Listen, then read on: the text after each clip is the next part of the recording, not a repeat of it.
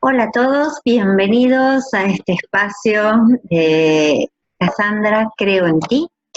Y como les vengo contando, estuve mirando algunos pedidos, algunas solicitudes, algunos hasta reclamos, diría, eh, de que les cuente un poco más qué pasa si mi hijo es autista, cómo lo sano, cómo lo resuelvo con la bio.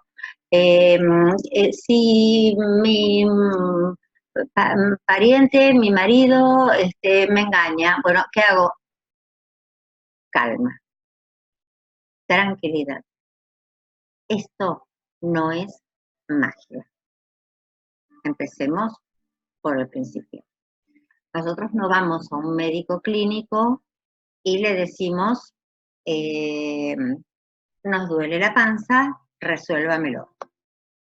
O nos vamos a un psicólogo y le decimos, mi marido me engaña, ¿qué hago?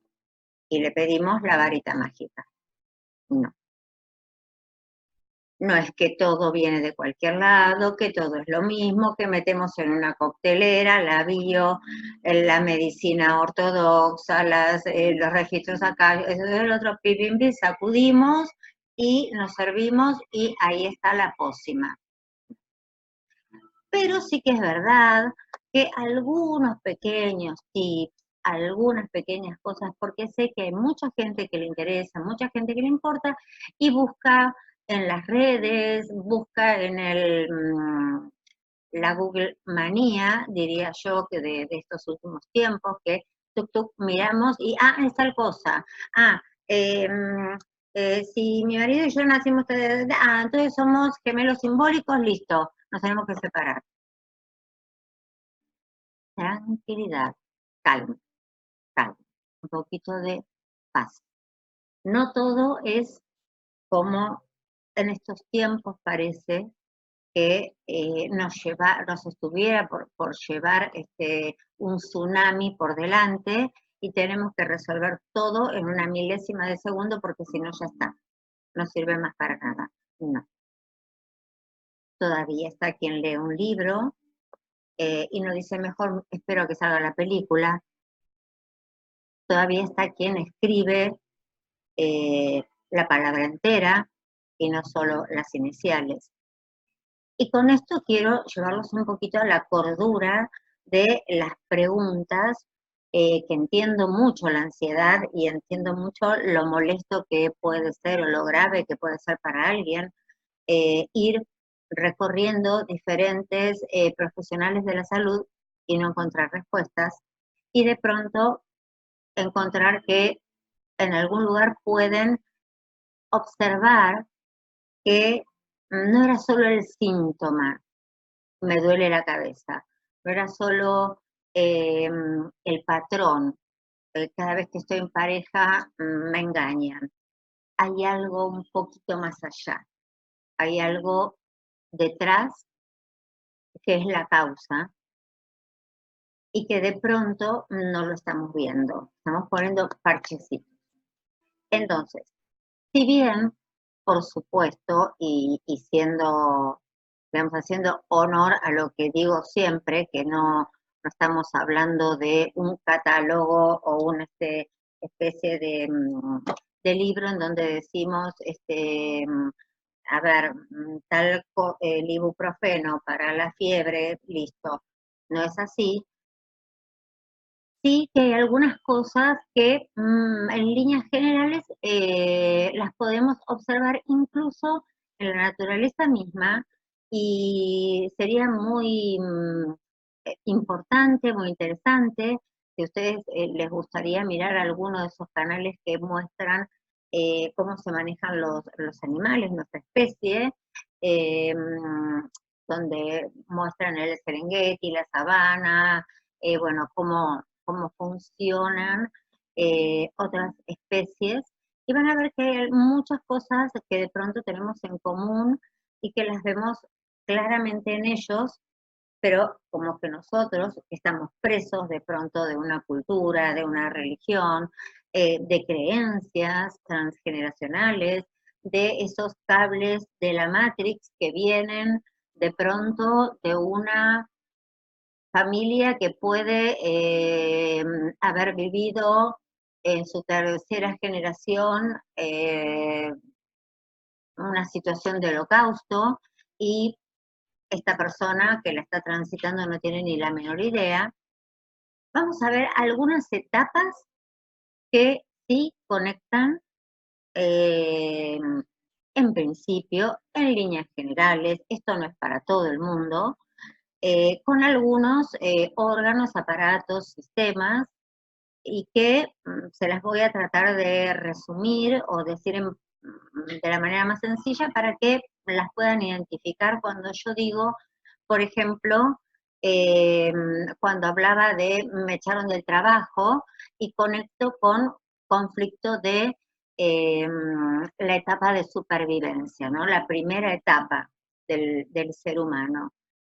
¿Qué órganos, aparatos y sistemas se verían involucrados o conectados con un conflicto de supervivencia? Bien diagnosticado por alguien que sepa lo que está diciendo, ¿no es cierto? Y le diga esto, un conflicto de supervivencia, ¿por qué? Porque te sentiste amenazada, sentiste que podías perder el techo, que podías perder la comida y que no ibas a tener lo básico, las necesidades básicas cubiertas. Entonces, por esto es un conflicto de supervivencia. ¿Qué ataca el conflicto de supervivencia o quién se ve perjudicado en líneas generales? En líneas generales, porque esto depende también de toda una historia familiar, que no solo está relacionada con el ADN y con la herencia, sino que también está relacionada con la epigenética conductual, que tiene que ver con qué pasa alrededor nuestro, si vivimos en Buenos Aires, Estados Unidos, si vivimos en Afganistán, en la India, en la China o en Nueva Zelanda, seguramente va a ser diferente.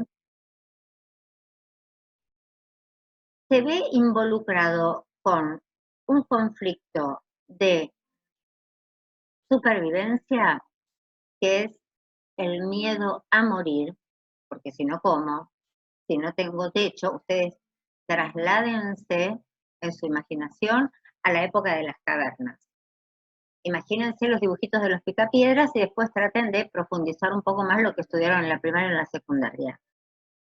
En la época de las cavernas, si a mí me sacan la cueva, si no tengo dónde dormir, si me tengo que tirar en el piso, va a venir otro animal que está en la cadena alimenticia que probablemente me coma o por lo menos yo pase un disgusto, un mal momento.